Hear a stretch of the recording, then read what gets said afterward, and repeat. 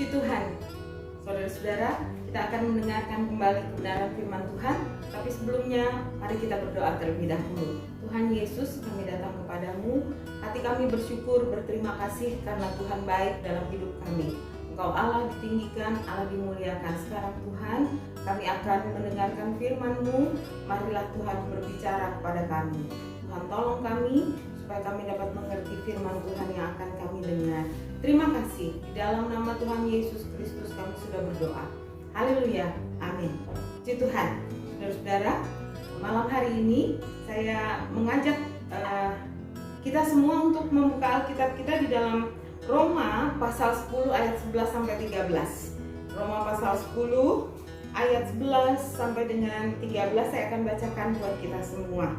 Karena kitab suci berkata, barang siapa yang percaya kepada Dia tidak akan dipermalukan, sebab tidak ada perbedaan antara orang Yahudi dan orang Yunani, karena Allah yang satu itu adalah Tuhan dari semua orang, kaya bagi semua orang yang berseru kepadanya.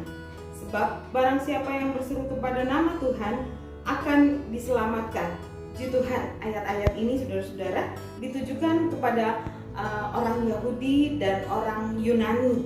Alkitab menegaskan bahwa tidak ada perbedaan antara orang Yahudi dan orang Yunani. Tuhan mencintai segala bangsa.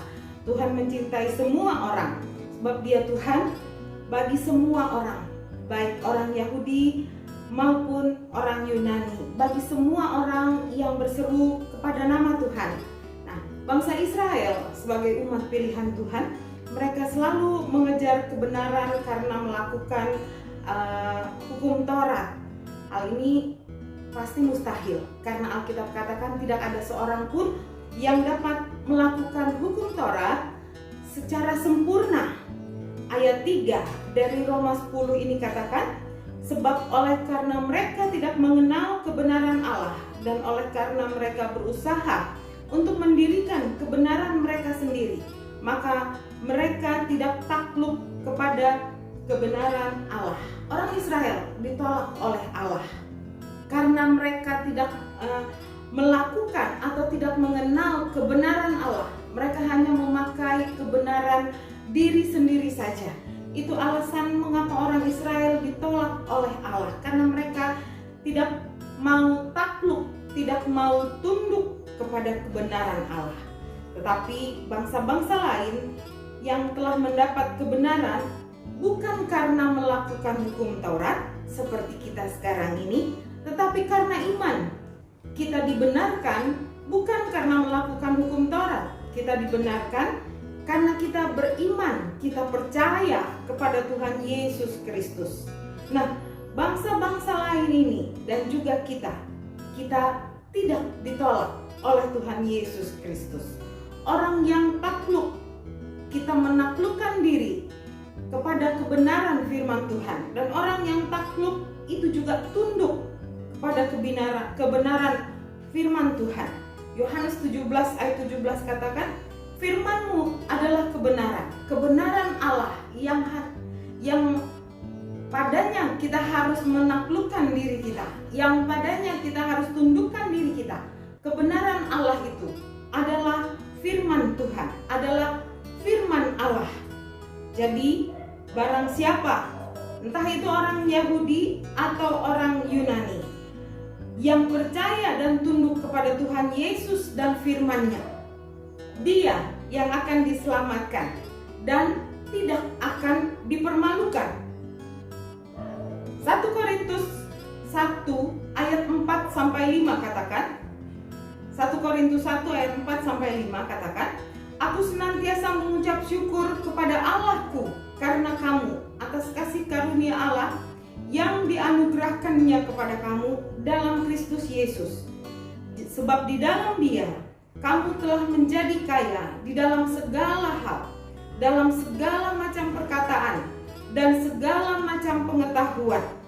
Ada ucapan syukur yang Rasul Paulus naikkan kepada Allah, karena Allah menjadikan jemaat di Korintus itu kaya dalam segala hal dan dalam segala macam perkataan dan dalam segala macam pengetahuan. Perkataan atau ucapan atau perkataan Allah, yaitu firman Allah. Paulus bersyukur kepada Allah yang telah membuat jemaat di Korintus kaya akan firman Tuhan.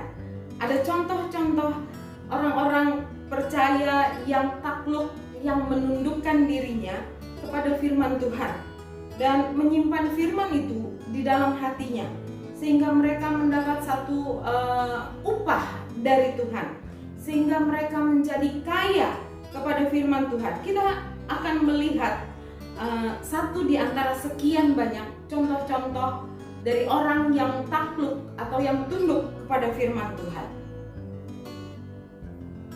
Di dalam Lukas pasal 7 ayat 2 sampai 10 katakan, di situ ada seorang perwira yang mempunyai seorang hamba yang sangat dihargainya.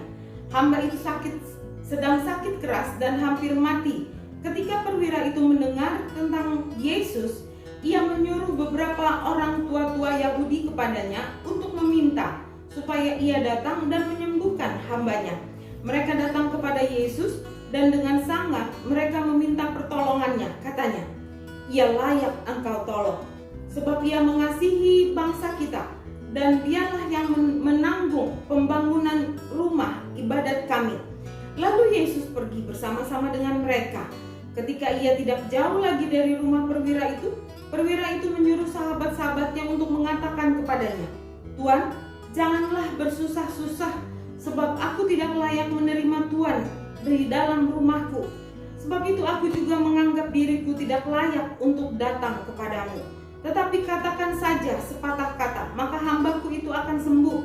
Sebab aku sendiri seorang bawahan, dan di bawahku ada pula prajurit.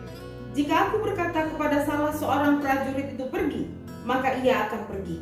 Dan kepada seorang lagi datang, maka ia datang. Ataupun kepada hambaku kerjakanlah ini, maka ia mengerjakannya. Setelah Yesus mendengar perkataan itu, ia heran akan dia, dan sambil berpaling kepada orang banyak yang mengikuti dia, ia berkata, aku berkata kepadamu, iman sebesar ini tidak pernah aku jumpai, sekalipun di antara orang Israel. Dan setelah orang-orang yang disuruh itu kembali ke rumah, didapatinya hamba itu telah sehat kembali. Puji Tuhan. Saudara-saudara, ada cerita dari seorang perwira yang mempunyai hamba yang sakit. Dia sudah mendengar, perwira ini sudah mendengar tentang Yesus. Di dalam hatinya kemudian tumbuh iman. Roma 10 ayat 17 katakan, dari pendengaran akan firman Tuhan, maka datanglah iman. Prajurit ini percaya kepada Yesus. Ia datang kepada Yesus.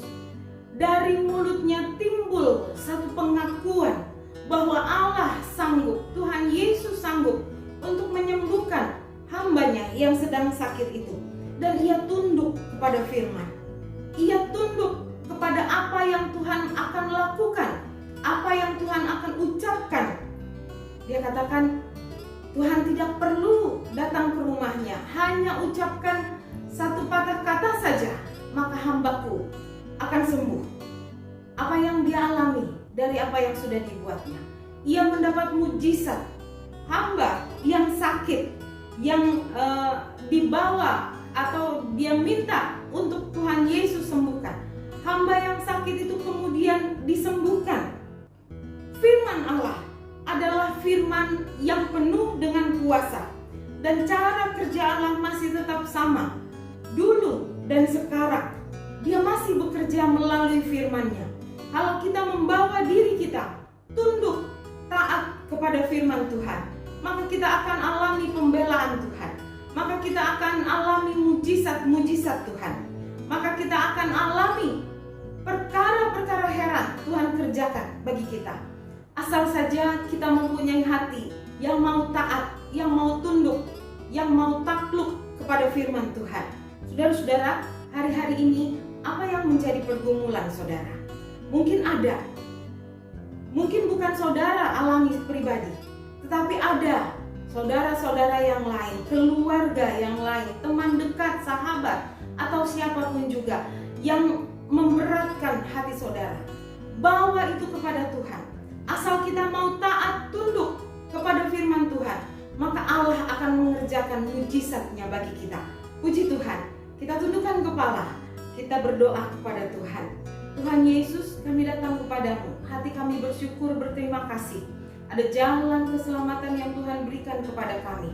Ada jalan keluar dari segala masalah kami yang Tuhan kerjakan dalam hidup kami. Asal kami mau taat, asal kami mau takluk, asal kami mau tunduk kepada firman-Mu, Tuhan, maka Engkau akan kerjakan perkara-perkara heran dalam hidup kami. Kami orang yang percaya tidak akan dipermalukan. Tuhan, ini janji firman-Mu, dan kami memegang teguh janji itu. Perkataan Tuhan, ucapan Allah yang pasti Allah akan lakukan. Sebab itu Tuhan, kami menyerahkan semua ke dalam tangan Tuhan.